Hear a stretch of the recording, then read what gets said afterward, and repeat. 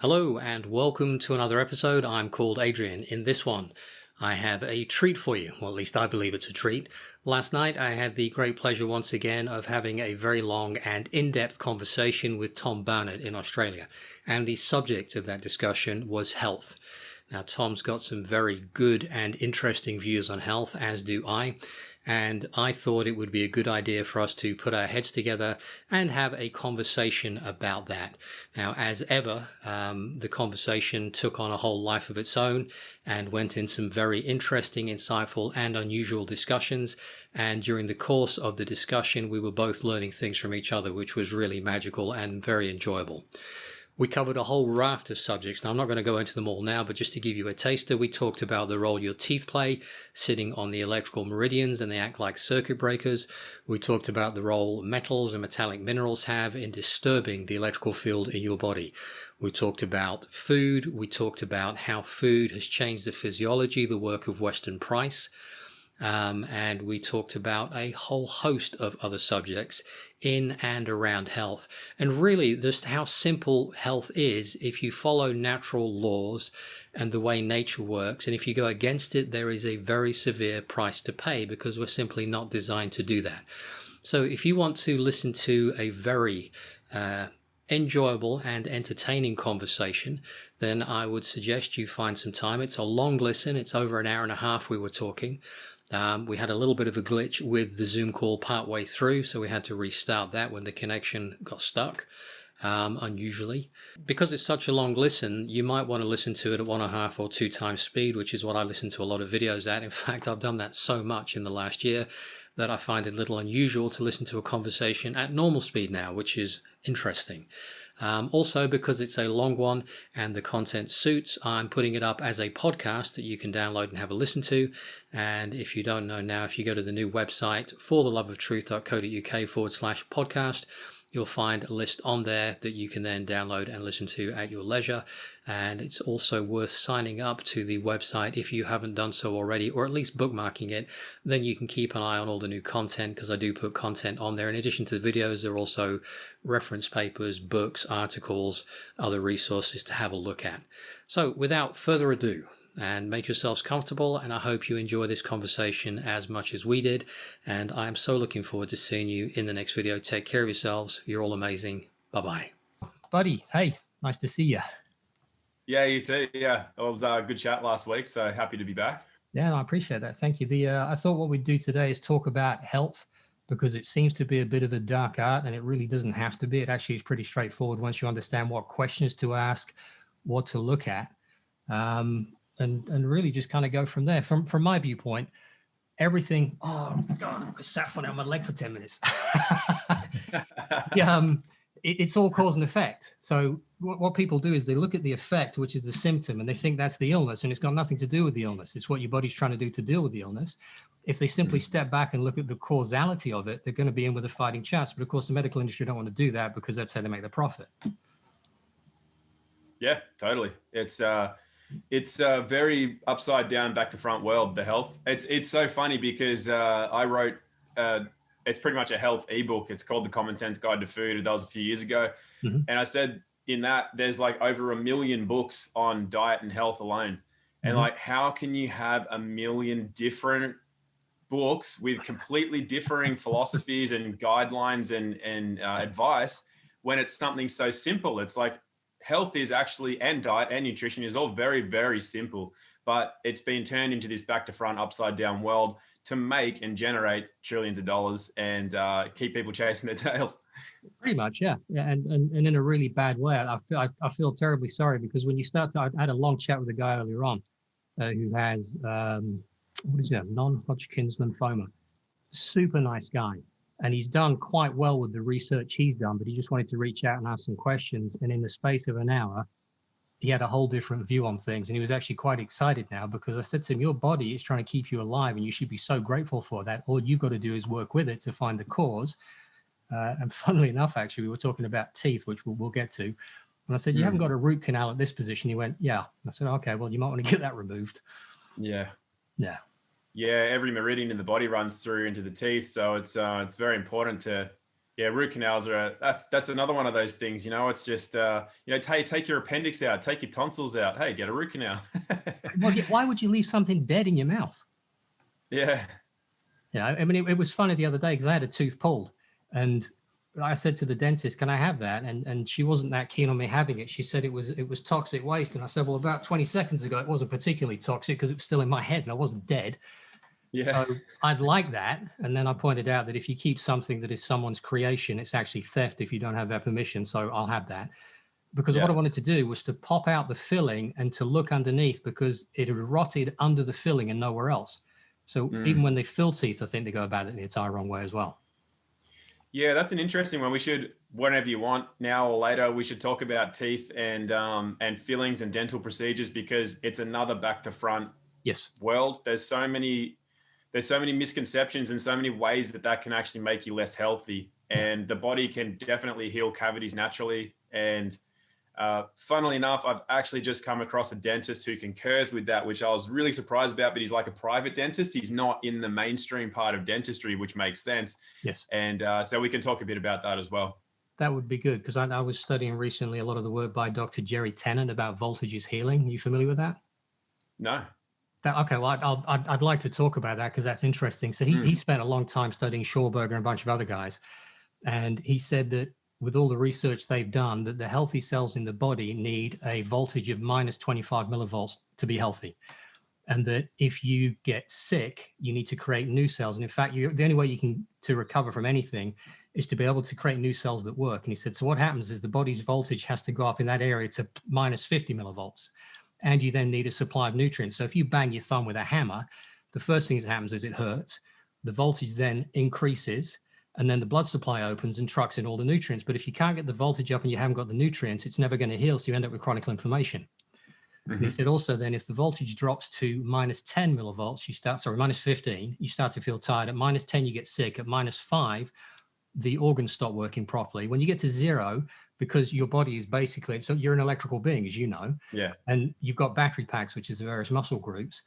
In a rechargeable battery, when it gets to 0 volts, the polarity swaps and then you can't charge it. And he said, well, that happens in the Mm-hmm. body as well. So when you get to plus 5 to plus 15 millivolts, the RNA and DNA start to get into trouble, which is basically the instruction set that runs the cell, if you will. And Yeah. so when you get to plus 30 millivolts, then you get cancer every single time. They said, and what happens is voltage it determines how much oxygen the blood can, the water in the body can carry. So Yep. in cancer people, as you and I both know, they've got pretty much their oxygen starved in the area where the problem is. He said, so what happens is that the body then the stem cells start to create new blood supply into the area to try and get oxygen into the cells which are dying. And when you get rapid creation of blood vessels in a particular area, I believe the medical industry refer to that as a tumor, which of course is your body's attempt to try and keep you alive. So he's done a tremendous amount of work, and his books are really interesting on the subject of voltage. And he talks about how to then recreate the voltage and recorrect everything, including changing the polarity back again. So it's worth, Cool. I'll And send is you some that links. done through? I'll pick up a book, but is that done by diet and lifestyle, or is it done by some kind of voltage machine that you can connect to or whatever? It is a voltage machine, yeah. But he also talks Okay. about that because one of the things that pH is so important. And when I was doing my research about cancer, it was to do with pH. And I knew it was important to become alkaline because it does all the healing stuff. But I was missing the point that he also talks about there's like a cord that runs across from the front to the back, and that is the main trunk for energy, electricity in the body. Mm-hmm. And that if that gets cut, like women who have C-sections, then you have all sorts of problems. The same with your teeth. When your teeth corrode, because as you said, they're connected to the energy meridians, a bit like a battery in a car, when it gets corrosion on the terminals, you can't get charge into it and out of it properly. And that happens with your teeth. And that's why you can then look at your teeth and see where you're ill in the body, which is why I had that tooth pulled, because I was noticing things weren't right, popped the tooth out, and within 2 or 3 days, all the problems I was having have gone.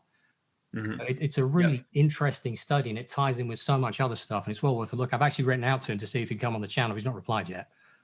Yeah, right. No, that'd be really interesting. I will, if you send me or you want to put a link in for the book, I'd like to check that out, because that makes a lot of sense. I mean, it's kind of how I view it anyway, but without defining it within those voltages. But that's super interesting because I'd like to learn more about that. I think that's an area I'd like to dive into. I think with the teeth thing too, if anyone who's there's a lot of money, for example, in racehorses. They sell from anywhere between 20 and $40 million for a good horse. Wow. So it's a big money industry. And one of the things that people will always do is look into the mouth of the horse. Mm-hmm. They'll look at their dentistry and things to see how strong and healthy that horse is. If it's got dental issues in that, they're not going to pay good money for the horse. And you look at the work of Weston A. Price, who was a dentist in 1929, wrote Nutrition and Physical Degeneration. And he showed, as you'd be familiar with, but for anyone that doesn't know, he showed how within one generation of adding Western foods to the diet of, tribal people who were living naturally the way they'd lived for thousands of years, from going from no cavities and a perfectly symmetrical bone structure and a properly formed mandible, they went to having, deformities, cavities, and then also Western health issues like diabetes and cancers and things like that within one generation. And it's all due to the foods. And before that, there was, the dentistry was excellent. Yeah, there was they were talking about the people in the Outer Hebrides in the UK as well on that. That was one of the most interesting books I ever read when I was digging around looking for stuff on cancer, and how the medical industry itself had transformed everything with obviously the big lie that germ theory is actually, well, it's not anything other than a theory, but they think it is, and they've everything. We talk about inversion, everything balances on that one point. You keep that point away, the whole thing doesn't look so good. Yeah. Well, the thing with the dentistry too is that the thing with filling. So my dental journey, the reason I've got a lot of interest in it is because when I was a kid, I had really sensitive teeth, couldn't have hot or cold stuff without getting extreme pain. And by the time I was something like 8 years old, I'd had, I think, 8 fillings. And because, I was fed junk food and things, there's probably some genetic stuff in there too. But a lot of dental issues, and got my mouth filled with amalgams more than anything. I had like 8 amalgams. I know what that's doing. So I had health issues in that growing up. No one really attributed it to anything until I actually got really sick in my early 20s. And so the amount of problems that I've had with my teeth over the years. And at this point in the conversation, the Zoom call completely locked up. Tom froze on the screen. Apparently he could still hear me, but I couldn't hear him, although on his audio track that I'm looking at now, I can hear him. So we had to restart the phone call, and we will now rejoin it and carry on. Yeah, I've had that a couple of times. It seems to be when you start to get into some sensitive areas that the whatever's controlling the show doesn't get too impressed about it. Yeah, it's happened before to me too. Like not being able to actually log on or something to do a consult too. And anyway. Yeah. Good old Zoom. It sounds like you had some real things going on with your health. I presume that was to do with mercury poisoning. Yeah, most of it was mercury poisoning. Yep, absolutely. Yeah, it's pretty. When you look at the symptomology and the history, it all points to mercury. So from vaccines given to reactions that were not attributed to vaccines that, looking back, can definitely be attributed to the vaccines. And then the amalgam fillings, exposure to mercurochrome and things like that, which is a mercury-based antiseptic that your parents will rub into your open wounds. And nice. Yeah, and then things like just being silly as kids and playing with fluorescent light tubes and breaking them over each other, and those have mercury in them, and a lot of exposure over the time. So I guess the other thing to do with your teeth as well is because you got metals in there, you're going to have a galvanic reaction, so that's going to create some kind of current as well. And your body runs on such a very sensitive voltage range, you're going to be causing mayhem throughout your entire system without even realizing it. Yep. Absolutely. And a lot of people don't realize when they put things like belly button rings in their bodies and things like that, you're actually changing the way the electricity runs through the body, and it becomes a magnet. It actually attracts toxicity to the area. But a lot of people, I think we're not educated at all on our health throughout schooling and things like that. So we don't know these things, but we are very much an electrical being, and how we manipulate, or how that's manipulated on purpose by things like the medical and dental and other industries is quite significant. Yeah, I've read some interesting stories about people who've had like pins put in broken bones and stuff, and all of a sudden their health collapses because they're going to act as a big antenna, aren't they? Yep. Yeah, weird pains in those areas when they're around certain things or temperatures or whatever. Yeah, and unfortunately, people don't put 2 and 2 together to get 4. They come up with nothing, and it's a real shame. And then the doctors don't really know; they don't get it. Have you read Yeah. the Invisible Rainbow by Arthur Furstenberg? No, but I know of it. A lot of people tell me about it. Yeah. Sounds like a great book. It's yeah. I'm just about halfway through it right now. It's a really interesting read because he tracks right back to the beginning of electricity, and he calls it a fluid, and how it moved forwards, and how people got sicker and sicker and sicker the more the electrification happened across the planet. Yeah. You Yeah. know, to the point now that is it between 10 and 30% of people are electrosensitive, and yet it's been removed from the disease identification list, so it doesn't get noticed. Certainly in the US, but in places like Russia and the old Soviet countries, they still recognize it as a disease, and it is one of the most common causes of ill health. Okay. Yeah, it makes a lot of sense. Yeah. Yeah, and especially with the amount we're exposed to now. Yeah. And yeah, it's a funny thing. You know, the funny thing about that is that there's electricity has always been around. It's just the way that we're using it in the modern age is not the way that we used to. Like if you look at a lot of the old structures, they have magnetic rock and brick and things like that. And that was the original free energy. So people in past civilizations did use electricity, but just not the way that we use it. We use it in a very dangerous and toxic way. And those electromagnetic frequencies that are bound within the airwaves and the way it reacts with the other elements that are around us is different to how it was originally used by other civilizations. So I presume other civilizations used it as DC as well rather than AC. Yeah, that's right. Because I've noticed when I've been on trains and stuff, where they're electric trains, if you look at the outside, the plants are really lush towards the lines and much more growth on them than away from the lines. That's good observation. Yeah, I like little things like that. I like when people just make good observations and use some common sense because it tells a lot. Oh yeah, well, yeah, absolutely. Yeah, you can see it. It's interesting.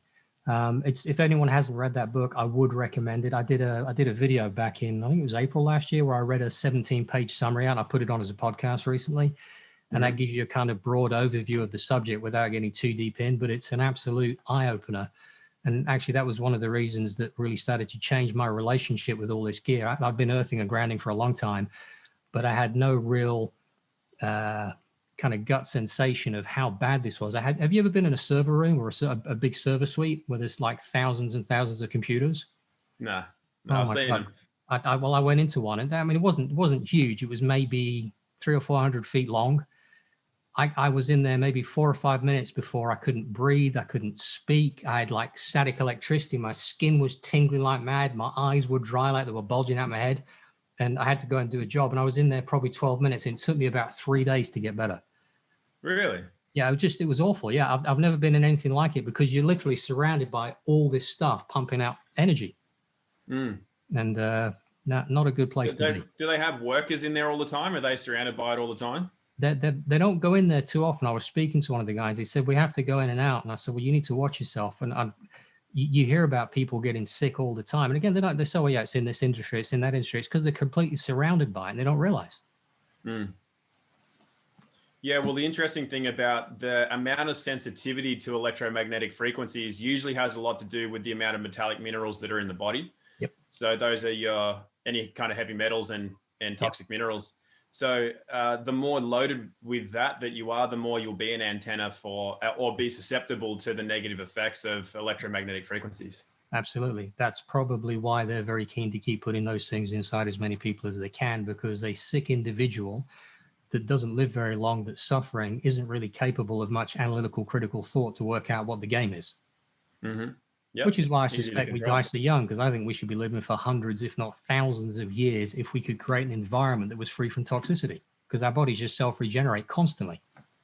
Yeah. I've heard people say things like that. There's a lot of, the thing is that we're not really told exactly what we're capable of. And part of that is, you know how the mind has a lot to do with the health of the body. It could literally destroy the body with negative thoughts or thinking it's going to die or whatever can actually create cell death and therefore bodily death. So you read about people, Tom, don't you, that actually they're given, I was reading about one earlier on. This woman was told she had cancer, that she had 3 months to live. She died. And then after she died, they realized they'd given her someone else's diagnosis and she had nothing wrong. Yeah. So imagine if we're told early on that, a human being lives for 500 years or something, like, would we be living for 500 years? I mean, we don't know that, but it's a definite postulate that could be put forward. I And think that's obviously would have a lot to do with the environment would have to be healthier than it is. Yeah. Our, like you said earlier, it basically comes down to deficiencies and toxicity. And that's what wrecks us. And so if it wasn't for those things, if the earth and the environment was super vibrant, we hadn't done a lot of wrecking of it and putting a lot of smog in the air and electromagnetic smog and all that. Yeah. And we weren't so toxic in our body and in our mind and in our soul, then I think we'd be living way longer than we live at the moment. And to the point, actually, a lot of people say, oh, but we're living longer now than ever. And it's like, no, we're not. We're actually not. And also most people are not really alive anyway. Like a lot of people are kind of done by 40, and it's only through drugs and machines and other things that they're kept alive, like alive as in their heart's still beating, but they're not really alive. They're riddled with like mess and pain, and it's like they're not alive, in my opinion. So it's more the quality of life. And why shouldn't you be 90 or 100 and still gardening and still doing a deep full squat while you're pulling out weeds or picking flowers or whatever? That should be normal. But it's definitely not normal in our society. Now, I've got another observation for you. I like old churchyards for some reason. And in Wales, where I live, we have some magnificent old churches. And I walk around the graveyards looking at the old gravestones, and I ask myself the question, how is it that this person here, or this man or woman here, lived to be 78 or 85 years old 250, 300 years ago, when we had no medical industry, no television, no nothing? And you look at that and you think, nah, something's changed recently that's not good. Yeah. Yeah, they say we're also living longer because what they've done is they've reduced infant mortality just because of environmental factors. And like a lot of kids that probably, it's a sensitive topic for some people, I'm sure, but probably shouldn't have survived those early years. They were kept alive on incubators or for whatever reason. And then they come through life being disabled or whatever else. And then we've got that other end of the spectrum at the older years where they're kept alive with heart medication and diabetes medication and regular visits to the hospital, but they're not really healthy in any way, shape or form. So then they take the median and they say that we're living longer, but we're not really. It's using statistics and that and skewing them to say that we're living longer, but we're really not. Yeah. Speaking of diabetes, in that book, The Invisible Rainbow, he points to the dramatic increase in diabetes in all countries that have a big increase in the amount of electromagnetic radiation that they're outputting, be it from 2G, 3G, 4G, when they were electrified. And it was really interesting to read, really interesting. And that might have a correlation so when you get all that put in 2G, 3G, 4G, you're talking about the technology, you're generally also looking at those countries also getting a lot of the foods. So the convenience foods and that, which are loaded with trans fatty acids, not trans fatty acids, polyunsaturated fats. And polyunsaturated fats are known to, they're known to coat cell membranes and make the cells insulin resistant. So it's like I think it's got a lot to do with the increase in technology and convenience in general, rather than it just being one particular thing. I think it's a combination of a lot of different factors. I think everything is a combination of everything, Tom, and that's one of the difficulties people have. And actually, speaking of that, don't you find it interesting that when someone goes to see the doctor and say they have a sore shoulder, that all of a sudden they become a shoulder and nothing else? Yeah. And how's that going to work when you've completely isolated this, and that might not even be where the problem sits? Yeah, totally. And then usually the first option is a surgery. It's there's so many things that can cause a dodgy shoulder. It could be an alignment from other parts of the body, usually the upper cervical spine, or it could be like the liver meridian runs through particularly the right shoulder. And there's so many things it could be, or it could be it could be anything structural. But so for example, I've got a mate who, this is back when we were maybe 25, and he used to sweat a lot. And mostly it was because he had anxiety. Like if he was around girls or something, he'd just sweat profusely. So he went to the doctor, mostly on his underarms. Went to the doctor. The doctor gave him two options. The first option was to get a cortisone shot into the armpit. And then the second option was to get a surgery to remove the sweat glands from the armpit. Those were his two options. even he who wasn't really minded, he wasn't really following the sort of stuff I was doing back then. And even he walked out just going, I don't think that sounded right. No thoughts, no diet, no lifestyle, no nothing, no getting to know yourself, your relationship with yourself, with women, with, are you eating things that could be causing X? It's just like, nah, let's either inject it with something that'll stop sweating and stop those glands working, or let's remove them. It's just like, that is the medical industry to a T. I had a friend of mine was pregnant and she was getting a lot of heartburn, and the doctor said to her, don't worry, take this tablet and it will switch off your stomach acid. And I said, I don't think that's a particularly good idea. When is it happening most? And she said, well, when I'm lying down at night. So I said, right, I'll come around. And I propped the top end of the bed up on 2 bricks either side to make it higher up. Problem solved, she slept. And she still had stomach acid to digest food, which is pretty important. Yeah, it's this thing where people seem to, and it ties really nicely into germ theory, where people seem to think that there's some like malfunction in the way that we're designed. It's like nature somehow got it wrong, or God got it wrong somehow, just like totally screwed it up. And that's the mentality of like nature's out to kill you. Or there's these things called germs and they'll get in you and kill you. Or I don't need stomach acid. That's like not meant to be there. It's an acid. Or anything in the body. It's like everything is designed to perfection. Yeah. And then when we ever have any kind of what we consider to be an ailment or something wrong, that's just a teacher. It's like, this is the indication as to where you are out of balance with your natural state. Yes. Otherwise, your natural state, like you said, we should be living way longer, but also our natural state is health and vibrant health. Yeah. It's only when we're messing with or out of nature's rules or outside of nature's cycles that we experience disharmony, and that disharmony shows up with pain or, some kind of anomaly in the body that we consider to be negative. Absolutely, yeah.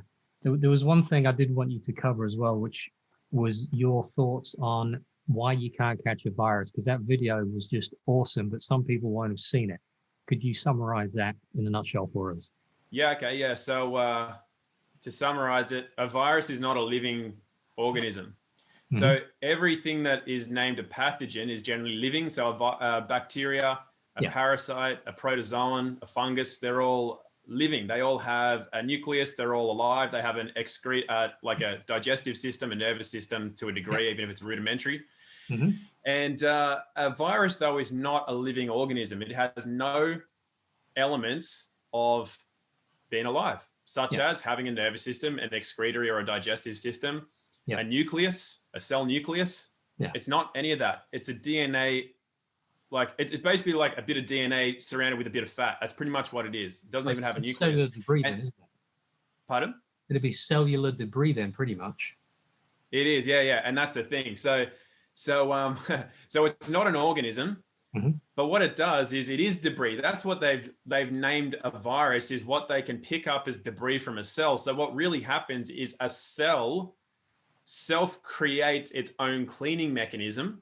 And the reason it creates this cleaning mechanism is because it becomes dirty. So how does the cell become dirty? Well, it's how we've treated the body. We're either exposed to environmental toxins, such as smog, electromagnetic radiation, environmental chemicals, pesticides, fungicides, heavy metals, vaccines that we've been given, medication we've been given, that's in the body.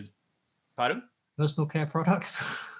Yeah. Oh, yeah, all of that. Anything, all of that. And then not only that, but the poor diet, poor lifestyle, and poor thinking. Negative and destructive thinking creates those residues in the body. It creates different chemicals and hormones in the body, which lead to residues that need to be cleaned up. If they're not cleaned up, because the detoxification pathways aren't running properly, we end up with sick and toxic cells. Yes. So those sick and toxic cells usually are cleaned by bacteria and fungus. That's usually the body's primary cleaning mechanism.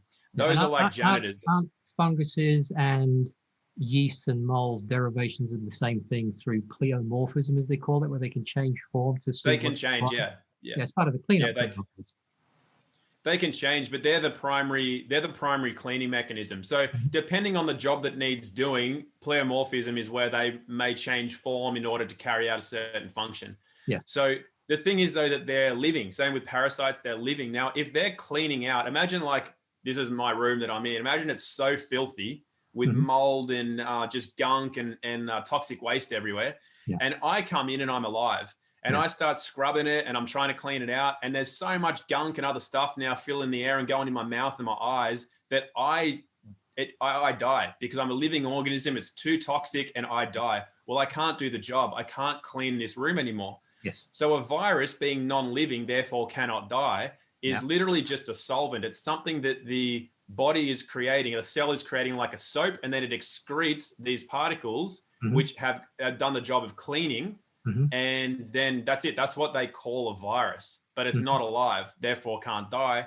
And that's all it does. It's pretty much like a lot of people refer to it as soap. Yeah. A virus is basically soap, and it cleans the cell, and it does a really good job because it can't be harmed. The reason it's got a lipid layer, which is a fat layer, is that fat is the only substance in the body that is not harmed by toxicity. So every other, especially something like mercury, will degrade or destroy bone, nervous system, tissue, muscle, tendons, skin, like anything living that it touches, but it won't be harmed by fat. And that is why the body will always surround toxic minerals like heavy metals with fat, always. It'll be shuttled to somewhere fatty in the body, particularly the brain, which is mostly fat, but also runs on metallic minerals. So that's why heavy metals will go there. And also like free-flowing fat in the body will be sent to shuttle to surround something that is a toxic mineral, because it's the only thing that won't be harmed by that toxic mineral. So that's why these viruses, the virus is surrounded by a lipid layer, because it's what helps to protect, and it won't destroy that on its way out. But then they do fragment. Okay. So, well, one good question then for you, because one thing I've really wondered about is when you get someone who's particularly obese and they're in a very toxic state because of the way they're eating and drinking and conducting themselves in the environment they're in, it makes sense then, doesn't it, that your body actually wouldn't be able to lose weight, because if it did and released all the toxic minerals, you'd die. So maybe it hangs on to the fat just to keep you alive, because there's plenty of heavy people that just can't lose weight. Yep. Yeah, that's exactly right. That's what happens, because it's protective. And also, so one of the guys that I got some of my nutritional training from was Adrian von der Planets, who's a guy who was famous for eating a lot of raw meats and things like that, really extreme kind of a diet. But he's also a guy, I don't think I've ever come across anyone that's been through more pain and suffering than him. And so his philosophy is very, very extreme, but that's because his life was very, very extreme. But he had several patients that were like, really, their life was drugs, alcohol, poor diet, and whatever. But when he looked at their iridology and things like that, they looked way younger than they actually were. And the reason was because they were fat. That fat, even though it was like they were eating bad fats and all that sort of stuff, that fat itself was actually protecting more of the damage going on inside of the body. So when somebody is overweight, part of being overweight should be being a bit thankful that it is keeping you alive. And to the point when somebody is really wiry and skinny and they've got chronic health conditions, I'll almost put money on the fact that they'll never recover until they can put on some body weight to alleviate the burden of toxicity that they're carrying, especially environmental toxicity. Otherwise, I don't think they're ever getting better. And I've done tests with that with people who go to environmental clinics who are there for years going in and out, no improvement, and they're wiry. And then it's like they're just never getting better. And I've had some patients come through who are in that situation and then going on a 3-month weight gain cycle and holding it on for a few months and then letting that weight go. They alleviate like a lot of the symptoms. They bump up, then they'll do another cycle and they'll bump up again. So that's fat plays a really interesting. Yeah, it plays a very fundamental role. But but getting back to the virus, that's why you can't catch one, because they're made from within a cell, and they're also very specific. The code of the virus is specific to the cell tissue. So a virus or an excreted particle that comes out of a lung will not be in any way identical to one that comes out of the liver or the stomach or any other kind of cell tissue in the body, because they're very specific. That's why there's hundreds of thousands of different viruses in any given body. And it's also why you can't get them between species. And I don't know, I think that's the simple version. That sounds really interesting. And that also then I have wondered about the fact that they would carry information that other people around you would also have access to that information, because we all share information, not just through words and thoughts and writing and all the rest of it. Yeah, I'm going to think more on that one. That's interesting. Thank you. Yeah, but well, that's also why. So part of going through like a flu or a cold, and a lot of people can go through that at once, is that it's not just what's going on in the body because it's toxic. It's a relation to the environment. Mm-hmm. So everything in nature receives information or codes through sunlight, temperature, moisture, all of the environmental factors turn on something in the genetic code. Like, hey, it's time to fly south now, and all the birds just go. They don't tell it. They don't tap each other on the shoulder. Hey, do you think it's the right time? I think we've got to. They just know it. They just go. Or wildebeest running across, or seeds germinating. It's just like embedded in the code of life that it knows based on an environmental stimulus. And we're the same, where we can receive the stimulus that it's the right time to go through a spring cleaning. The body needs to clean out from time to time.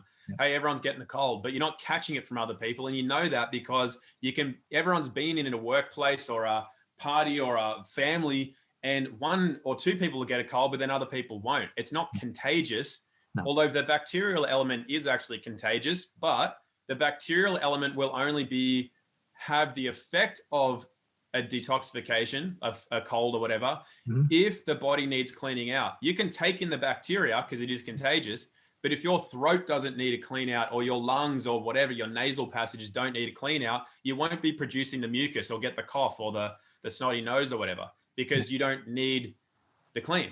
Yeah. But you will get the bacteria. But unless it has something to clean, it's not going to do its job.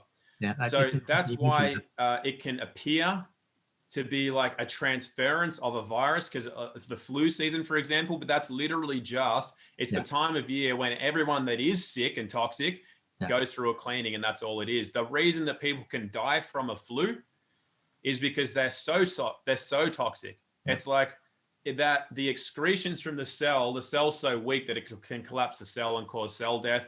It can put too much toxicity, like that has to be excreted from the body. What's cleaned from the cells has to move through the body before it can be excreted through the breath, the skin, the urine, the feces, mucus, or whatever else. And if that just binds the system up and blocks the lymphatic system and blocks everything else, then the body's just going to cark it.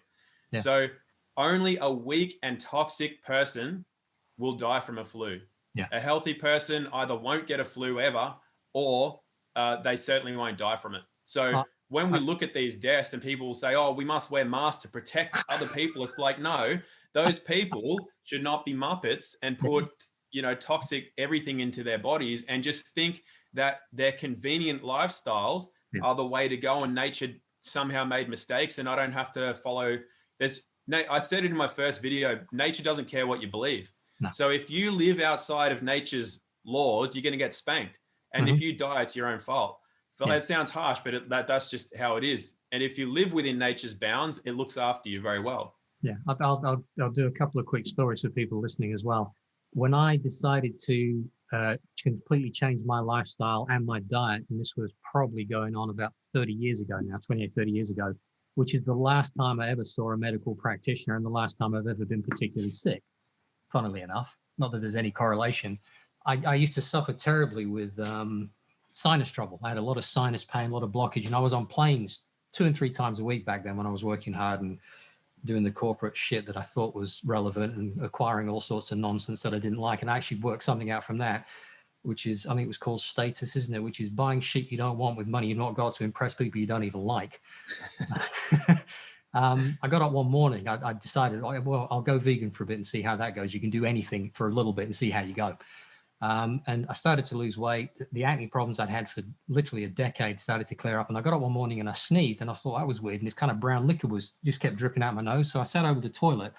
For the next 30 minutes, I had this awful smelling brown, vile liquid running out of my head. And it was all kind of going, crackling and popping. I'm thinking, all right, maybe this is bad. And to this day, I've never had trouble with my sinuses again, ever. Yeah.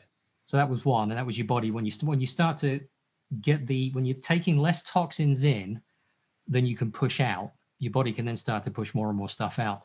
And on the subject of viral detoxification, and I'm pretty careful about what I do and what I eat and how I go about things. if I have an annual viral detoxification, it normally lasts anywhere from 3 to 6 hours. And I get the whole ruck of everything. I get, a bit of the throat thing, a bit of the cough thing. I get the sweats, might get an upset stomach. I go to bed, get up in the morning, it's all gone. I'm fine again for another year. And that's what people can get like, and they don't seem to get that. And you can be exposed to all sorts of nonsense and you will not catch it because I don't know if you've read Tom Coward's book, The Contagion Myth. As far as I can see, tying in with that and what you've just said about if you haven't got the toxic load, it doesn't matter because it won't affect you. Yeah. But also colds and flus should actually be celebrated. You should be thankful for if you have one yearly, like once a year, that's actually a good thing. Because there's plenty of people who go, oh, I've never had a cold or a flu for the last 30 or 40 years and they die 5 years later. It's because that's a clean out and you need it. Like we've all been exposed. Some people take that as like a very, it's like this badge of honor. Or it's like an ego thing. Like, look how healthy I am. I never get a cold. And it's like, but colds are actually good. Yeah. Colds are a good thing because none of us are, it's not, they take it to be, look how well I take care of myself. I'm so healthy. I never get a flu, but that's not actually a good thing. And also that's not actually true because we're all exposed to toxicity. So even if you have an all organic diet and everything, if you live anywhere near anywhere that's populated, you've got stuff being sprayed in the air, you got electromagnetic smog, and that causes cell trauma, which causes toxicity. Yes. So we all get toxic. All of us in this world do. I don't believe in that whole. People are exposed to 20 to 25 toxic, poisonous events every single day, even if they're trying to avoid stuff. Yeah, that's it. You can't avoid it unless you're like in the middle of nowhere somewhere living with a Amazonian tribe or something. But even then, I don't believe it because I think it just covers everything. All the chemicals and that, I think just cover everywhere. Yeah. But at the same time, if you're not getting them, I think it's not a good sign. So in the West, not the West, in the East, for example, they celebrate having a cold because they know it's a clean out and they know they're going to be healthier on the other side of it. It's like, wow, I feel more energetic now that I've gone through a cold. I'll tell you what else to do as well is they don't mask the symptoms to say, oh, I got better. You didn't. You see, you're destroying your health by closing it in. It's trapped in there. Yeah, absolutely. You should never try to either bring down a fever because a fever is the body's way to actually speed up regeneration. You should never try to take cold and flu tablets to minimize the symptoms of because it's all just fake. And you've got to let your body go through that because it knows what it's doing. Nature knows what it's doing. It's doing it for a reason. Yep. And if you don't want them, take better care of yourself in the first place. And even then you're still going to get them because like you said, once you start to get healthier, sometimes you're going to go through like that and, have the runs for 3 days or something uncomfortable. And when I'm still detoxifying mercury, it happens very slowly. And when I bumped up my protocol to getting more out, I got these massive blisters under here, and from here to here was all burned. It was like reddy purple, and I'd be asleep at night and I'd move and it'd like tear, and I'd be like, wake up sweating in pain, and walking around in the day, these sacks of fluid are just flopping around. I'm like, this is comfortable. That happened. They were there for 3 weeks. Oh, they were there for a month. Yeah. And but every day I was like, this is awesome. Like I didn't really enjoy the pain that much, but I was like, I'm so glad this is here because what's under here? Lymph nodes. You know, so it's like, that's my body getting rid of some of the deeper seated stuff that was always going to be there had I not allowed it to start coming out. Yeah. And when toxicity comes out, it's generally going to be unpleasant. It's generally going to look like a rash, or you might get a fungus like athlete's foot, or fungal patches, psoriasis, eczema. You might get bad breath. You might get the runs. You might get, brown crap come out of your nose. You might get colds and flus. Achy bodies, that's all signs of detoxification, but it's a good sign because what was in your body is now coming out and your body's allowing it to happen. Yeah, I had, this was only recently for me, it was interesting because I drink nothing but distilled water now because our water here is just crap. And, I am careful about what I eat. And it was funny because probably about a month back now, I noticed that when I was going to the toilet, there was such a strong smell of petrol. And I'm like, what the fuck? I've not been drinking petrol. And I thought about it. I thought, well, I'm exposed to petrochemicals and it's on the food and it's all over the place. It's just my body getting rid of it. But it was a really odd sensation. My bathroom smelled like a car garage for a while, which was really strange. But it's good because you know, my girlfriend, she had breast cancer, which is why I ended up writing that book, as I dived into it and said, "Right, I'm not going to lose you. I lost my mum." We were on a plane once, and she was going through the protocols and all the juicing we were doing, and the bicarb and everything. And she got really, really bad BO. And I looked across, and she had this massive black stain on her armpit from a t-shirt. I said, "You're just pushing a whole load of crap out. Stick with it, but you do smell bad." Yeah, wow. Yeah, that's pretty common too. Actually, you know, that's funny. I'm just sort of thinking about the fuel thing, like maybe because you're a bit of a car guy, aren't you? Yep. Like you've been around probably fuel and Bowsers and petrochemicals for a while. And a lot of the way you bring that in is by breathing in. Yep. And then what happens as well is when we breathe in stuff like that, it generally lodges in the sinus. So you can get a lot of those, the petrochemicals lodged in the linings because it's very sensitive in there. That might be one of the reasons you had the, all that coming out of your nose. Did that smell like petrochemicals at all or not? That was long before I got into doing the cars and stuff. So, but the petrochemical smell was definitely much more recent. But there's been times when all sorts of weird things. I had a large lump under my armpit for years and years and years and years. And I thought it didn't really trouble me. And I thought, I've got no idea. I don't really shit what it is. I'm not interested. It'll be fine. Within a month of drinking distilled water, I was washing one day and I thought, Jesus Christ, that's gone. Just finished, disappeared. Which is really cool. And this is what happens when you start to give your body the right materials. So like within the water, if you're drinking crap water, you are taking in so much junk. And then someone said to me today, said, "Yeah, but it can take the minerals out." And I said, "It does, but it takes the inorganic minerals out that have got no business being in you in the first place. It won't strip anything else out." Yeah. Yeah, not just gunk in there, but information. So light and water are easily coated with information, and you don't know what you're actually bringing in when you're bringing in like town water sources. Like if it's got a negative information in it, it's putting it into your body and it's putting that into your cells. So your body might learn to be functioning at a much lesser state as opposed to high frequency or water that has a good memory of the environment, and it can teach your body about what's happening in the environment just by the water source. Yeah. And that's why it's really important to, whenever you can, to have your water come from as local as possible. Same with your food, because it has the codes and the information from the local environment. What's happening? What's the toxicity level? What's the temperature level and all that? How does that relate to your body? That's all information gathered from the sources of food and water. It's interesting you mentioned that as well. You could take the seeds if you're growing your own food and keep them in your mouth for, I presume, 3 or 4 minutes, and that will also encode. The plant will work out what you need back from it. Yeah. You've got such a great relationship with everything. Yeah, it's amazing. Yeah. Yeah, absolutely. Yeah, a lot of people do things like they spit in their soil and that as well. They urinate on it, they sweat on it, they bathe over it. Like they might get their washing bucket and bathe over themselves into their gardens and stuff. Yeah, it all teaches the land about you and can help to like give the what you need, exactly like you said. Yeah, my girlfriend said a while back, she went, "Why are all the plants doing so well in the conservatory?" And I went, "Because I walk around in the morning and I pee on them." Yeah. Which she thought was a bit particularly, it's funny actually, I haven't verified this, I've just heard it from a keen gardener, but apparently lemon trees particularly like the urine from men, not necessarily women. It's like if a man pees on his lemon tree, there's something about, I forget the actual thing, it was just stuck in my mind. I was like, I didn't just, it sounded cool. That whole thing absolutely fascinates me. When you were talking about water before, if anyone wants to look at the work of Victor Schauberger, the water wizard, and some of the stuff he did about to move water and how it should be vortexed and it folds over itself, and it's all about implosion, which is where all the energy sits. And that's, I think, how the entire universe works anyway, this idea that everything's an inversion. So we go around exploding things to create energy, and we should be imploding things to create energy. Yeah, totally agree. Yeah, that's why there's I'm not really into the mainstream stuff anymore, but I spent a lot of time in it. But quantum physicists used to say that there's enough latent energy in 1 cubic centimeter of air, like just around us, to instantly boil all of the world's oceans.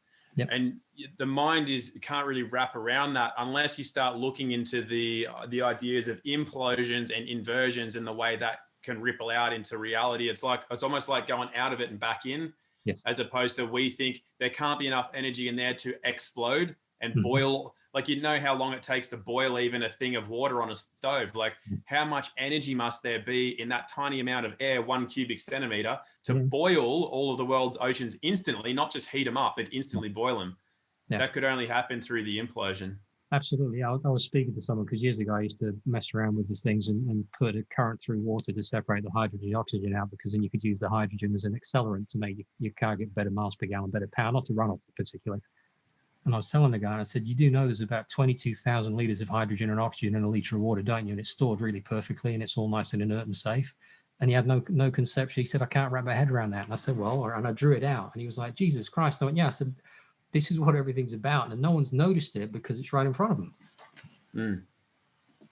Well, that also relates very well to the internal combustion engine and burning fuel to create, it's like there is so much that could and probably has been done in the past where you can use things like magnets and water, for example, to actually create more energy than an internal combustion energy can create.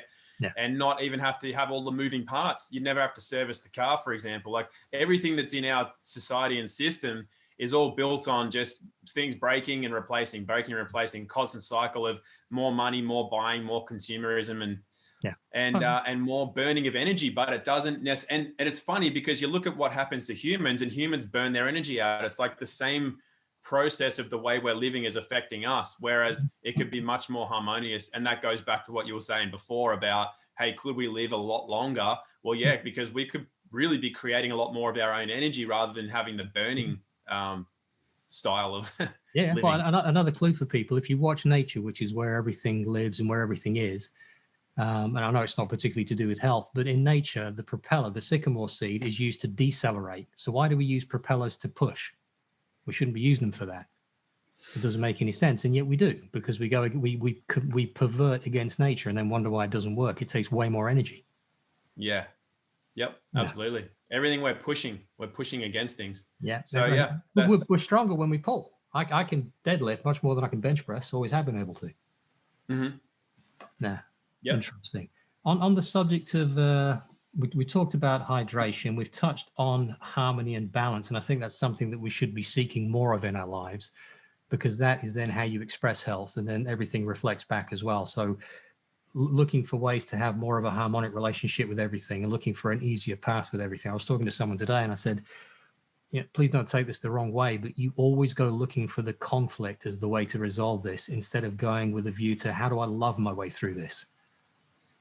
And I thought, he called me back and he said, that is a really interesting piece of advice. And I said, well, just float with it and see where it goes. I said, I might not be right, but I think I am, for you particularly, because he always gets in there and growls and barks and overwhelms it. And I said, you don't have to. There's no reason to do that. It's absolutely unnecessary. And it's just a waste of fucking energy.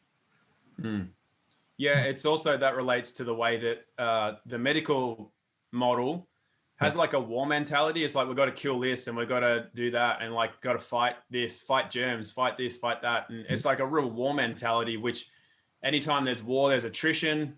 And usually that attrition is also healthy cells and whatever. So it's it's like everything we've been speaking about. It's literally an upside down version of how things really would work. And if you actually gave more of the love to yourself first and foremost, it wouldn't be prone to illness and disease and injuries and pain and everything else that people suffer from. Yeah, no, absolutely right. On the subject of nutrition, I think one of the things I wanted to talk about was, because I said to someone the other day, I said, look, in the way I understand things or understand things is food should be self-evident. If it needs a label to explain what it is and what to do with it, you probably shouldn't be putting it in you. Yeah. So you know what a carrot looks like. You don't need a label. You know what an apple looks like. You don't really need a label on that. And interestingly, if you look at the shape of the food, it gives you a pretty good clue as to which part of the body it helps the most. So if you cut a carrot horizontally and look at it, it looks like your eye. Mm-hmm. And avocados look, like reproductive organs and stuff like that. There's some really interesting things. If you just slow down and take a look and watch, you can kind of work out, it's probably going to be good for that. And that's how I base a lot of what I eat. Yeah. Yeah, there's a lot in that. That actually is even in mainstream information, which is quite interesting. But yeah, it's there's a lot of validity to that. Same with some people don't like animal foods, but if you're looking into what heals specific parts of the body, that part of an animal will heal that part of the body. If it's a gland or an organ, for example, can give back the deficiencies that the body has in the energy of that particular area of the body. It's literally really simple. It's just, if you just look at things and observe, and it's kind of like you can really put together a very well balanced and effective lifestyle or diet, however you want to look at that, if you just kind of use your common sense and a bit of nature. And like you said, like if you're looking at labels, you're already getting it wrong. Like there's nothing in nature if it's man-made, anyway. It's going to be poisonous when it comes down to it. It's going to have some kind of preservatives in it. And I remember reading recently that an undertaker was saying that the bodies now aren't even decomposing in a month because they're so full of preservatives that people have eaten. Well, can't be right. One of the other interesting stories I read, and you may have read this one, is there was a guy that was, he got snowblind, which I understand is very, very painful, and he was lost. And a Native American Indian came across him and caught him a fish and said, eat the eyes. And he ate the eyes of the fish. And of course, his eyes then healed themselves because it had the correct nutrients in the eyes to fix his eyes, which goes back to exactly what you said a few minutes ago. Yeah, absolutely. Yeah. There's a lot of stories of people coming across natives in different places and during their travels, and then having healing experiences because of they're giving them something like, like an organ from an animal or the raw flesh or blubber from an animal, and healing deficiencies in vitamin A and vitamin D and other nutritional deficiencies. And quite common to hear. Makes a lot of sense as well, just from a common sense point of view. But it does when you think about it. And one of the interesting things as well is that if you, we had 2 cats. Now we've got 1 cat because one decided to go walkabout and he's never returned. Bless him. I watch them. First of all, they don't eat anything that's dead. They eat live things when they catch it. And I watch them eat the different organs depending on what they need, because I will find the remnants of what's left. Sometimes it's just the body and no head. Sometimes the heart's gone. Sometimes some around the intestines have gone. Sometimes all I find is a tail. It just depends on what the animal needs. They know best. And it struck me that it's very strange that humans will eat carrion that's been dead for months and months and months and think it's nutritious, as opposed to eating organs which are full of all the nutrients like they should be eating. Yeah. And also, though, so if you watch what dogs do, if they're given fresh meat, for example, they'll usually bury it and then get it a week later after it's proliferated with bacteria because it's good for their gut. Yep. And we can do that as well with making high meats and things, which is different from leaving it and it becoming non-vital. It actually increases its vitality because of the process of increasing the bacterial count. Yeah. And when you look at our cells, we're more bacteria and fungus and everything than we are human DNA. And our digestive tract and our immune system is basically bacteria. And then you look at the bacteria that's in the bowel that actually feeds the brain and nervous system. Like our whole body needs these so-called germs to be healthy. Yeah. Well, it's interesting. I was talking to someone earlier on, done a lot of talking today, and he was talking about having trouble with his gut. And I said, well, why don't you just start making some probiotics, start fermenting some veggies and do that? He said, well, no, I've just had some antibiotics. I said, but you're killing the very antibios is anti-life. Why would you do that yourself? Get the bacteria right in your gut and you will find there's immeasurable benefits. Just give it a go. So he's gone off now. I showed him how to make some sauerkraut, which is the easiest thing in the world to make and one of the best things you can eat. Yeah. Yeah, that's the thing, actually. That's a good point, Adrian, because a lot of people don't realize how easy it is to make some of these foods. Yeah. Like I can make a sauerkraut in about 4 minutes if I want, and or a kimchi or something. And it's so easy to ferment anything, like a milk, for example. You can let it sour, but you don't even need to do that with fresh milk. You just put some honey in it, leave it out for a day, and it actually ferments. It becomes like a yogurt by itself. And most foods can, if you look at most cultures that are not Western cultures, they don't eat a lot of sweet stuff. They let things sour because it's just better for the gut. It's how they resist a lot of the diseases that Westerners succumb to. Yeah. So that's just another thing. Like you go and observe, go and spend some time, or like watch a documentary or whatever, or watch what people do that aren't like brought up and caught up in this Western model of the world. And it's very different to what we do. Yeah. We're very lucky, actually. I found a place which is only about 5 miles from here. He's a dairy, and he sells raw milk straight from the dairy and has done for about 50 odd or 60 years now. And the local governments are always trying to shut him down, trying to blame him for everything. Yeah. But he's never inoculated any of his cattle, and he's never sprayed any chemicals on the land. And it's interesting because when you have the milk from there, I can tell the difference between when they're fed grass in the summer on the various fields around the place or when they're on some kind of silage, and the milk tastes different. But I took that to some friends in Manchester because they were having some skin trouble, the children. And within a week of drinking it, all the crap had turned. They don't drink a lot of it, just enough of it because of all the great bacteria in it. Because what people don't seem to understand is that Pasteur was a complete fraud and a liar and a cheat. And actually, he wrote his books were released recently, weren't they? All his kind of private notes and everything that he said you mustn't publish these, and someone did. Yeah. But you can't, something that's full of dead bacteria, you don't want to be taking dead stuff in. You're a living system and you want to take living stuff in. Like with the foods, you don't really want to cook food for too long because when you do, you cook all the residual energy and efficiency out of it and you damage everything. It's all part of that kind of simple thing so that people wrap their head around it. The more natural you eat, the better it's going to be. And as you say, watch a documentary, go out, start to spend time around people that don't buy into the crap of current stuff. I'm appalled every time I drive past a McDonald's and think, what are you doing to yourself? Because there's always a big queue at the McDonald's down the road. Always. Yeah. Yeah. Anyway. I actually should clarify too, when I said before about milk, I just assume everybody knows that I'm talking about raw milk, but just to clarify, that's raw milk with raw honey, not any form of pasteurized anything. Yeah. Well, again, we're lucky. A friend of mine's got some bees, and the community garden where I garden, they have bees up there as well. So we've got a couple of good sources. And if people have hay fever, if you have honey from local bees, that can really help as well. Yep.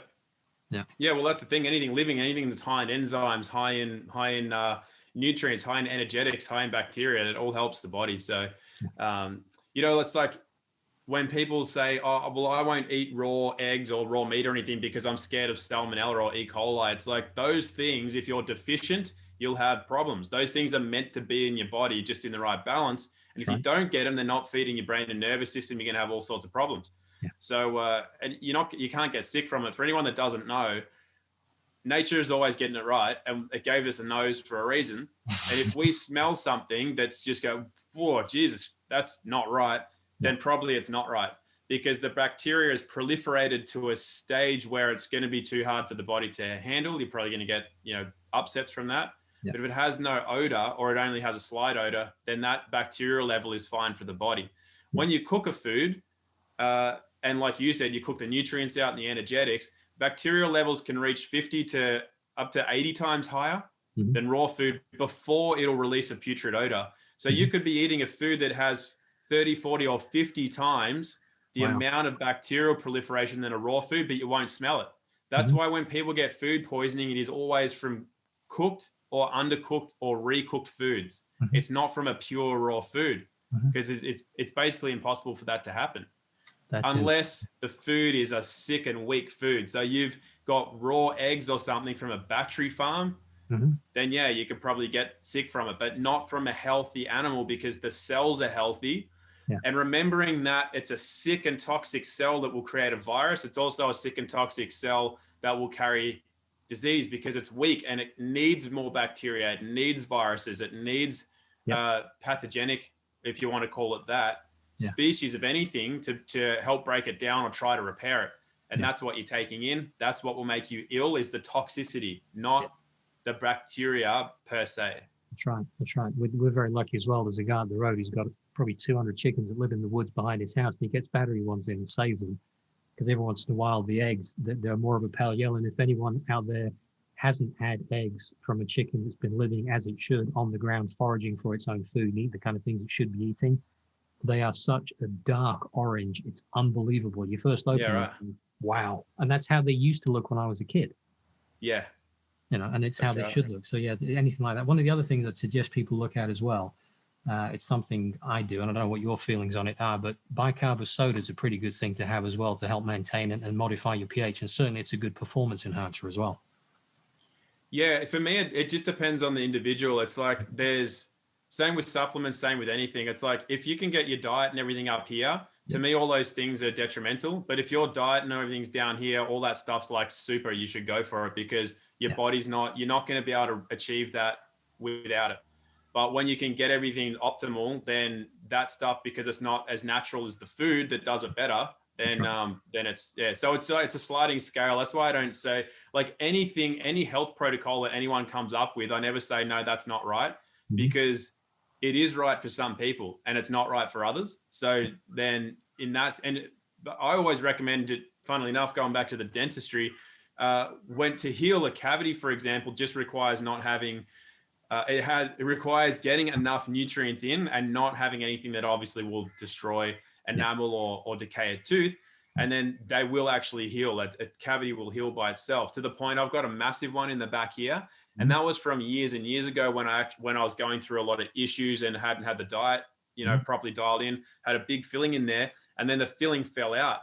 And it fell out. And I was like, you know what? I actually don't believe that filling should be there, because like what happened to you, it's like, what is that? It's not breathing.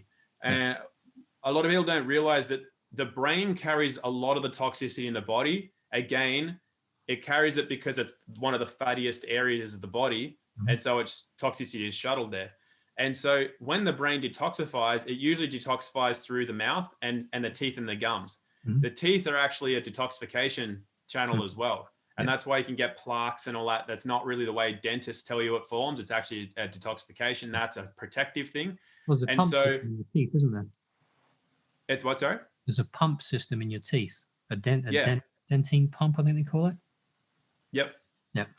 Yeah, it's all living stuff. So when you block it, it's like, that's what I thought. I was like, but if that's happening, then am I blocking something if I got that refilled? So I've left it, and just with good diet and just general dental care, that's not caused any problems, despite there being a big divot down by the gum in the tooth. And it actually looks like it's been recalcifying over time as well. Like, it's a big one. So it's not just going to instantly heal like a small hole, but it's definitely not getting any worse. It's actually getting better. And so I'm never going to get that refilled, because the tooth is healing itself. And you would think that would cause a lot of pain, or you definitely have to get that refilled, but it's not the case at all.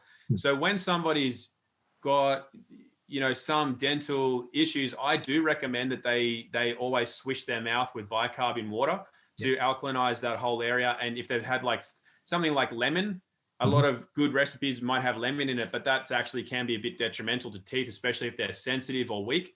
And so it's fine to still have the healthy food for what it does to the internals, but then rinse the mouth with bicarb and it takes away any of the negative effects. So there's a lot of uses for it. Bathing in it, actually, this is a good one. I don't know if you're aware of the, you know how you said you're into grounding and earthing and things, which is everyone should do. That's using the earth or trees or water, natural running water supplies or whatever to earth and ground. And when we get a lot of radiation in the body, it's often hard for the body to discharge that. When you don't have a way to discharge radiation, like specific radiation, actually, I don't want to complicate this too much. Okay, I'll just start again. So basically, you got your basic forms, which is earthing, which is getting your feet on the grass, the soil, the sand, the water, rocks, things like that, and grounding is kind of the same thing. For when the body holds on to specific forms of radiation, which might have come from X-rays, airport scanners, being around too much electromagnetic, like going through a server center, something like that, that might not really come out because of the way it's held on within the body.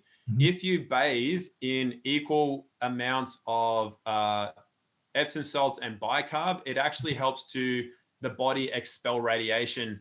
It's something, I can't remember the actual, because I haven't done it for years now, but there's something about the bicarb mixed with the Epsom salts that's in warm to hot water that helps the body actually expel that radiation.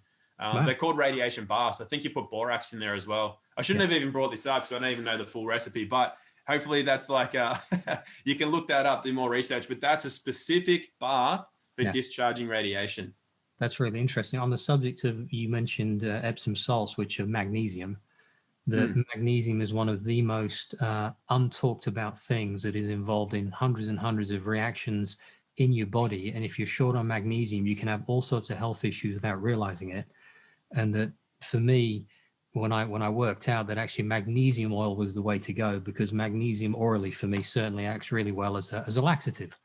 It's extremely effective. Whereas if I spray magnesium oil all over myself, apart from the fact that for the first 3 or 4 days it itched like nobody's business when I did it, the migraines I was getting, the muscle tremors, the twitches, the spasms and stuff, they went away and they stayed away. And still every day I get up and after a shower, I'd spray myself down, rub it in, let it dry, and then go about my day. And that to me has been potent, and it's dirt cheap. You don't want to buy it in the shops because it's like £10 for 100 mil. You can buy a 25-kilo bag of it for about 25 quid. And you can make enough for you and your neighbors for years. Yeah, it's they call it the master mineral, don't they? Magnesium. It's like, right. Yeah. And the other one you mentioned, borax as well. Anyone wants to do any research on arthritis, that is a really, really potent way of dealing with arthritis. When I was digging around looking for that for a friend, the places in the world that had the most borax or boron in the groundwater had the lowest incidence of arthritis. The places that had the lowest incidence, like a lot of America, had the highest incidence. And the people that moved from the areas of low incidence to the areas where it was, very, very common to have arthritis, very quickly they normalized to have the same kind of problems. And it treats it incredibly quickly. There's some really good research from a guy in Australia, I think he was. He was doing research on plants, and then he kind of put 2 and 2 together and fixed his own arthritis. Yeah, nice. Yeah, heaps of stories like that. There's a lot of things, there's a lot of remedies like that people should become aware of. Again, it's one of those things that, for me personally, I use foods for everything. Absolutely. Because they always carry energy. For example, like a vegetable carries the energetics of the sun. It carries co-nutrients, enzymes, everything in it to make it a complete source for something to do its job without any detrimental. It's not pulling from anything.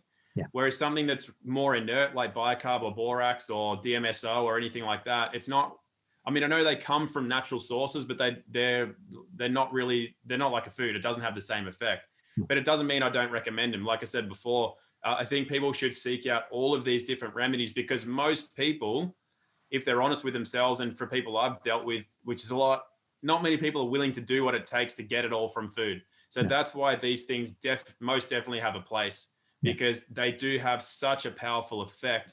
And for most people, it's like the thing that's really going to pull them up out of their ailments of where they are. Then if they choose to go deeper into food and lifestyle and things, then that path is there. But in all honesty, that's not most people. That's a small percentage of people.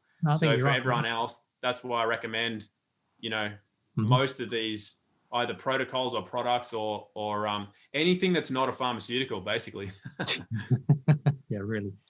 I think one of the other ones that I basic things like movement, lots of fresh air and sunlight. You need sunlight for the vitamin D. One of the other ones that I think a lot of people don't realize is the elimination of waste from the body, that we're not designed to sit on a toilet. That's another trap that causes no end of problems, because you've got the puborectalis muscle, is it, that creates the kink, so that basically you don't shit yourself when you're walking around or sat in a chair. You don't want to be pushing past that. You want to squat. So get a squatty potty or a squat toilet, or do anything that makes such an enormous difference to proper elimination, because if you're not getting the toxins out as quickly as you can, and you're just going to have loads and loads of trouble. And that one thing of squatting in a squatty potty, just a little stool that lifts your knees up, and it makes all the difference in the world to so many people. Yeah.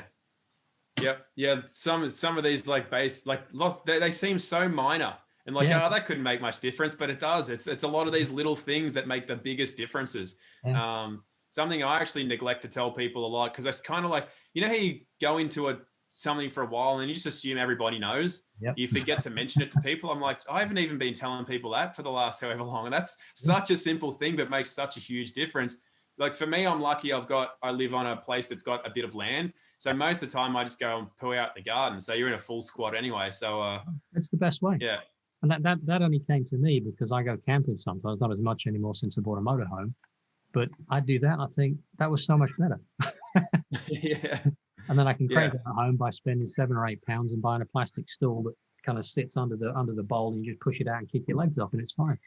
One of the other ones as well, I think people could really do with is breathing. And I speak a lot to people. I was speaking to someone who was having panic attacks the other day, and I said, describe where your breathing is, and it was very high in the chest and very shallow and very rapid. So I talked them through about breathing a lot lower down in your diaphragm and pushing your stomach out and breathing and really filling yourself. Because if you're not getting oxygen to your system, then your entire system is screaming and panicking for you to breathe, but you're not breathing in the right place to get anything else in. So you need to control your breathing and slow it down. I was working out, I probably breathe maybe 5 or 6 times a minute with a nice, deep, slow breath. And it's an amazing way of changing your state and massively boosting your health as well. Yeah, that's a really good point, because it's a two-way thing, like you just kind of alluded to. So you could be in a situation that's very stressful, Yep. and you'll notice your breathing's all shallow and sharp and all that sort of stuff. So the stimulus can create the physiology. So then also the physiology can have an effect on the stimulus. So if you are anxious or whatever, like you said, you can change the physiology, and that'll change the mental emotional state. So it works both ways. No, you're absolutely right. Yeah. And again, it's all back to that cause and effect thing. And by the way, all of this discussion is just like the last one we had, where it's all about self-responsibility. You can take charge of your own health. It's not complex. It's not difficult. It takes a little bit of discipline, a couple of principles, and then you can build out something that suits you. Yeah, it does take some discipline. But didn't we talk about it last time, where you spend 6 hours with your hands in the earth, and that was like, that's more rewarding than getting it delivered by Uber? It's the same thing. It's like, it takes more discipline. It takes more thought and planning to eat well, to live well, to put time aside for your movement, your breathing, and everything else, and meditation.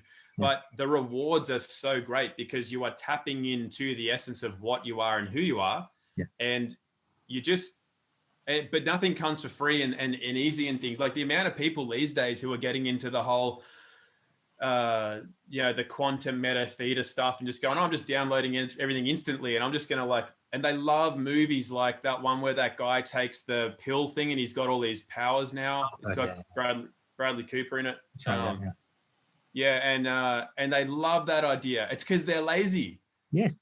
That's why they love that idea. I don't like that idea at all. I want to pick up a guitar and spend the time getting into the instrument until I get good at it, because it's rewarding. If I could just pick it up and play concertos on it, it'd be like, oh, that's cool. But it wouldn't have the reward. And it's like everything we do, I want the natural way every time, because I know that that's where the actual gold is. The gold is, like you said last time, it's in the journey. Like you'll drive slow on certain roads because it's the journey. It's like, there's no journey. There's nothing.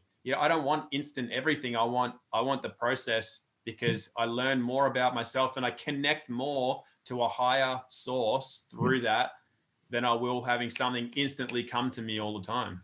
That's why I love driving that motorhome I've got, because absolutely flat out, it does 100 kilometers an hour, but it doesn't like it. You've got to go slower, which means then that you just meander about and enjoying yourself, and everything it doesn't take that much longer to get there, but you enjoy the journey so much more. Yeah, I see it on the highway as well. So I drove from here to Brisbane yesterday, which is the major city that's closest to here. And I hate that drive. I really do. The reason I hate it is because we've got 4 lanes when the highway becomes more opened up. And so many people just decide that. So in our country, we drive on the left, as is yours. And so the furthest to the left, you could consider the slow lane. The furthest to the right, you could consider the fast lane, even though we have speed limits. But people will go into the 3rd lane and just sit there. It's like, this is my lane. I'm just going to sit in here. And they'll be doing 10 Ks under the speed limit. They don't realize that they're not the only person on the road. And so what they're doing is bottling up and making it so that people can't actually have a proper flow down the road using the other lanes. And it's infuriating. And the other thing that people do is, if you look at the following distances, most people are about half a second off each other's bumpers. That's not enough time to stop ever if anything goes wrong at any stage. Somebody changes lanes at the wrong time, there's an accident, or there's no accidents, it's somebody's asleep. And that's why you have pile-ups on freeways and things, because you've got to have at least 2 seconds. When I was an advanced driving instructor, we used to, at the end of the course, the instructors would jump in some cars and do a few laps with the people watching. And when we come down the straight, we're doing 100 Ks an hour. And the first time we'll sit 2 seconds off the guy in front. All our job is to do is react to the guy in front. So we don't know when he's going to do it, but he'll jump on the brakes, do an emergency stop. We have to do the same. So we've got time to react and brake. And then what'll happen is, if we're looking this way, we're not right behind each other. He's here and I'm here. So what'll happen is he'll stop and then I'll stop. But from this angle, it looks like we're here, and I stop just behind him. Then the next lap, I sit half a second off his bumper, which is what most people do on the freeway. And then what happens is it does this. We're like this, and then he stops, and I go, it looks like I'm going to go right through the back of him. And that's what happens. And the thing about that is, the reason I brought this up is that people get infuriated if they're leaving a 2 second gap and someone fills that gap. They have to drop back to create that 2 second gap again. They're like, oh, come on. But if you did that, that's a 2 second gap, right? If you did that 30 times on your journey, that's a 1 minute difference over a 2 hour trip. It's like, it's nothing. But people get the way our minds work, we get so infuriated and caught up in some of the smallest things. And I do too. But the reason I get infuriated is because I don't like it when people don't think of others. I don't like it when they're not considerate of anyone else around them. Yep. It's fine if they're going under the speed limit. Just, hey, use the left lanes. That's what they're for. Don't sit in the third from the outside where that's just like, I hate it. But as far as people coming in, I'll always give them room. I'm like, cool, come in and I'll give you 2 seconds. If you don't know how to put 2 seconds, I'll do it for you. Yeah. And I know that's not eating into my journey time. Yeah. And that's why I love the motorhome idea. I'd like to get one too. I'll send you some pictures. It's a 26-year-old Heimer it's a slightly different story than health. I decided what I wanted. I wrote it down in my book and I described it very, very carefully. I sold my Land Cruiser, and then every day for 10 months, I looked for it because I chased it. It didn't come. And in the end, I thought, you know what? This is fucking stupid. I'm going to leave this alone. It's gone. And then I got up one morning and thought, I'll just check. And I found one in Amsterdam. And I was like, well, that's interesting. So I messaged the guy and said, first of all, do you speak English? And secondly, do you still got it for sale? And he called me 10 minutes later. And I said, that's fantastic. All right. I'll be there in the morning. He said, where are you coming from? I said, I'm coming from England. I'll stay overnight tonight. Pick me up in the morning. And I bought it and I drove it back, which was, there were some problems with it because it was a long drive back and there's a bearing gone on the tensioner. So that was howling. The alternator was screaming its nuts off as well. And he hadn't put any insulation in. So I was pretty much deaf by the time I got home because even taking the ferry, it was still about 12-hour drive home. Yeah. But that has been the single best thing we have ever done. I take off in it, just go and see a friend, say, come on, we'll go off and sleep in the woods or go to the beach or something. It's fantastic. And that speed of movement is just amazing. And you don't mind driving 1,000, 1,200 kilometers in 2 or 3 days in it because it potters along. It doesn't do anything fast. You just put it in and just sit back, and it's got a massive wraparound windscreen. You just see everything. It's great. Yeah. I want to live in it. Yeah. Well, it's also more, where I think it's a result or a product of the speed of our lives that we naturally want to go faster. I want to get to where I'm going faster. And the cars that we have these days just naturally, like doing 100 Ks an hour feels like a walking pace. It feels slow. Yeah. But if you think of like the way, at least in our modern society, we evolved and it's mostly walking and horseback, we're not really used to going really, really fast.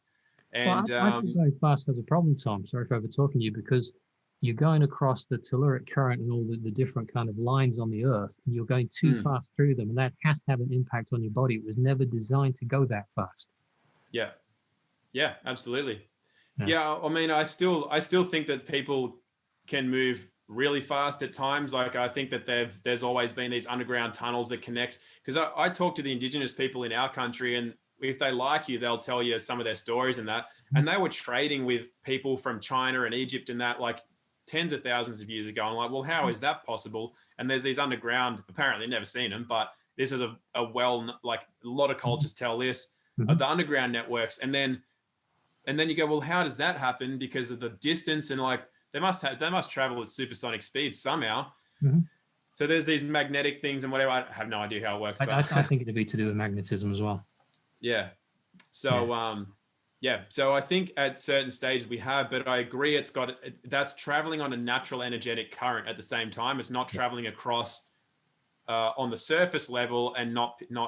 I know what you're saying, and I agree. I think though that we have traveled really fast, and even teleportation has to be a thing as well. It's got to be in our DNA. We just haven't learned how to switch it on ourselves yet, but it's got to be there. So switch it back on. Sorry, I missed that. That we haven't remembered how to switch it back on. I think most of this journey isn't about discovering anything new. I think it's about remembering that which we've forgotten. Totally. Yeah, I completely agree. Yeah. Sorry, go on. Well, it's funny because we taken these concepts that have been in story or movies or folklore or whatever, and we go, well, teleportation or extrasensory perception or like mind reading or telekinesis and all that. That's like, oh, that's just the stuff of fantasy. But then when you learn a lot about, they tell us everything and they hide it in a movie so it looks like it's fantasy, but it's not really. So really they're telling us that we have this ability. And like you said, we've forgotten, but we're also just completely distracted from ever remembering it because of what's put in front of us instead. Hey, just go on Facebook, just do this, do that, just chase money all your life, chase girls, do all this stuff. And then it's like, we never get to the remembering. But it's got to be there, because even if the body, so you know this, a lot of people are kind of familiar with the concept that the body doesn't know the difference between what's real and what's imagined. Like if you imagine somebody attacking you compared to somebody actually attacking you, the physiological response is the same. So the body thinks of it as the same thing. Yeah. So therefore thoughts are real. Like thoughts can be manifested. And a lot of people have done this experiment with fractals of frozen water or whatever else, where the thought creates a different pattern. Yes. So we know thoughts can be measured, therefore they're a real thing. So if we can think of things like dragons and unicorns and telekinesis and all these things, then they have to be a reality somewhere in the field of the cosmos. So then I've got really nowhere else to go from there. But I think it's got to be there. No, you're absolutely right. And it's, you only experience that which you have the vibration of. So it's where you're tuned, you're thinking to, what channel you're watching, if you will, in your reality experience you're having. Yeah. And I know from doing some, what's the best way to put that? Some traveling drugs over time. You go to different places in your mind. But if it, for what I did was, I've meditated now, well, since I was 10, so 46 years. Pretty much every day for anywhere from sort of 10 minutes to an hour most days. And you learn how to go places, and you can do things in your imagination that are just amazing and make a mockery of anything in the physical world, I think, which is why I lasted all of about 2 days on Facebook before I thought, right, I need to let go of this before I do some injury to someone. Yeah. Because it doesn't make any sense to me. It's just all complete nonsense. Yeah, it is. And it's, and same, I'm the same. Like I only got Facebook relatively recently. I only got this computer when I was 38. I just have not really been into that whole thing. Yeah. And because also I see, before I got it, you hear other people talking about it, and you hear that in conversations they're having, I'm like, what are you talking about? That's like moronic, or it's insane. It's just, it's definitely not for me. Anyway, maybe I'll just put it that way. That's not my thing. So then I got Facebook when I was at a university, because everybody within this small unit all communicated via a private page. So I got Facebook to be on that page, and I had like 50 friends, because that's all of the people that were in that place.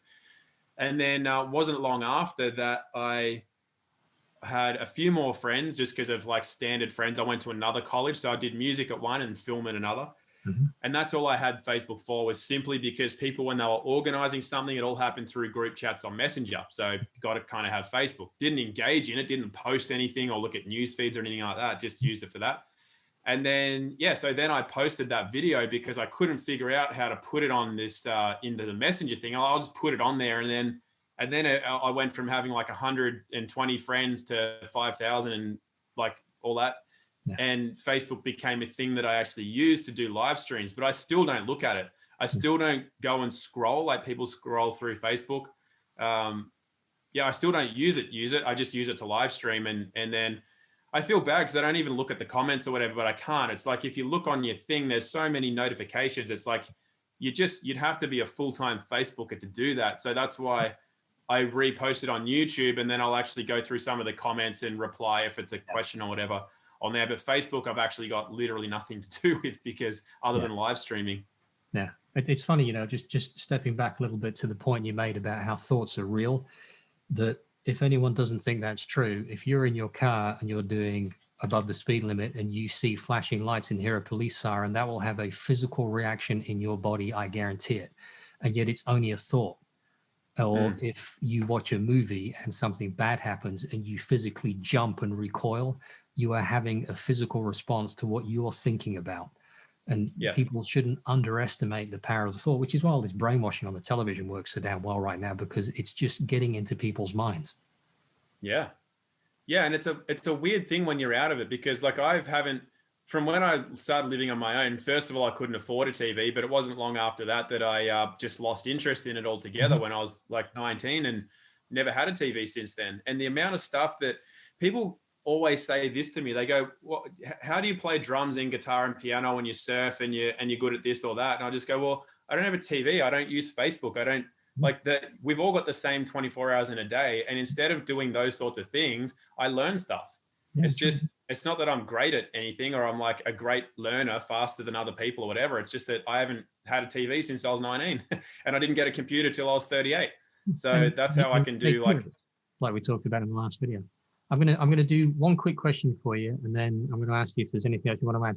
One of the things that I found to be particularly beneficial health-wise is to do with food, and that is to create or make your own sprouts and eat sprouts of various things like broccoli sprouts and all the rest of it. And I think people, you would do very well to look into that because they contain so much energy and so much nutrition.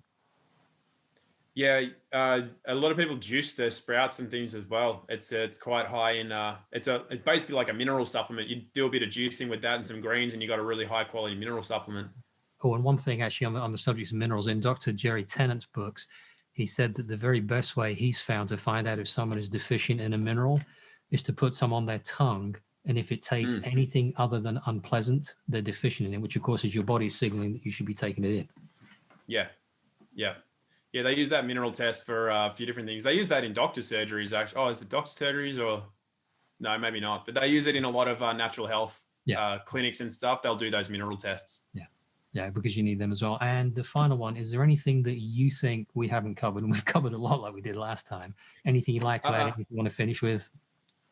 Yeah, well, it's really, I think you highlighted it with the poop stool thing. It's like, it's the That's the simple takeaway. stuff that you just forget sometimes, but it's really, it is just, it's not hard like you've been saying. It's really not. And it's just a lot of little things. And a lot of little things make up the big thing, which is good health. But it's just the little things. It's like, do I make my own food or do I order food? Or do I use a standard toilet, or do I do a little bit more effort and use one of these, get a stool or use the garden or something? How is my breathing? How it's like all of these little things that add up to make the bigger picture. It doesn't have to be what some people think it is, like this arduous mountain you've got to climb. It's really just a lot of baby steps. Yeah. And keeping more than anything, the guiding star is really the mind and what it's focused on. So if we have a good dream in life, or just at least a good outlook, the physiology is always going to be more positive. For example, my uncle and auntie do not have a good diet, drink a lot of wine, eat a lot of processed cheese and all that sort of stuff, but they're relatively healthy. They're quite old now. Mm-hmm. And it's because they're just happy people. They love what they do. They travel a lot. They're just, the mind. And then you get people who are technically eating a lot of really good stuff, but they're really militant about it. They're like so focused on their diet that they forget to actually use that diet to create anything of any value in the world or to enjoy life. And so they're actually not that healthy because the mind is so closed in on being right about what they're eating or not eating the wrong stuff or whatever. Like people think that I'm extreme because I literally won't eat anything unless it's raw and organic and like the best quality. But to me, I'm not extreme because I'm not actually focused on it. It's not my reason for being. It's just something that happens. It's actually easy for me, but I do it so that I can focus on what I'm creating with life. It's not my sole purpose. Whereas for a lot of people, and particularly, don't want to tar them all with the same brush, but particularly vegans get into this way. It's like, that's their reason for being. It's their badge of honor. It's their mission. And there's nothing wrong with that per se, but it's just, I think they're missing another step, which is what are you actually doing that for? The body or the diet. You talk to anybody in a non-Western culture and their food is just like, it's either something cultural, it's something they share, something they do. It's always for a greater reason. The dinner is so I can share something with you, share something with the family. Yes. Or it's to whatever, it's part of a ceremony. It's part of a higher purpose. And the focus is not on, oh, this has this many grams of carbs and this has lots of selenium in it. And this has, like, they don't know any of that stuff because they don't need to. It's right. Balanced, you know? I think one of the things I wanted to finish on as well is that if people aren't fasting or looking at intermittent fasting, for me, that was one of the most very beneficial things I could do. When I realized and started to really get my head around the whole process of autophagy and everything, I thought, well, I'll give that a go. So I'm fairly extreme with everything. If I decide to do something, it's like years ago when I was smoking, I said, well, I'll just quit. Or when I quit drinking, someone said, well, how do you do that? And I said, well, I just don't do it anymore. So I don't have to think about whether I should or not. It's no longer part of my reality. So why would I? Yeah. So with the fasting, I thought, you know what? Because at the weekend, I wasn't really getting around to eating any food till about 2 in the afternoon anyway. And so now I do between 19 and 20 hours every day without any food. I just drink a lot of water. And I now weigh less than I did when I was 18. I have more physical strength, more clarity of mind, and more flexibility than I've had in a long time. And I've always been reasonably fit and reasonably healthy. So if anyone's looking at anything, intermittent fasting or any kind of fasting is something to really look at because it has such tremendous benefits. We're not designed to shovel food in all the time. It doesn't work that way. Yeah, and more than anything, I think it's I think it's got such a strong presence when it's your state of being, just in general, because you got to be really present and you've got to be really disciplined and diligent. It's like it's something. See, when people fast in in their other cultures that aren't Western cultures, it's got nothing to do with like increasing energy or like losing weight or this or that. It's got to do with a higher purpose. It's like you fast to reach something higher or deeper in you.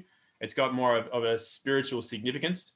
And so when people in the West who generally have none of that in their lives can move on to something like fasting for a day a week or a month or doing intermittent fasting or whatever, it really starts to get them more in touch with themselves.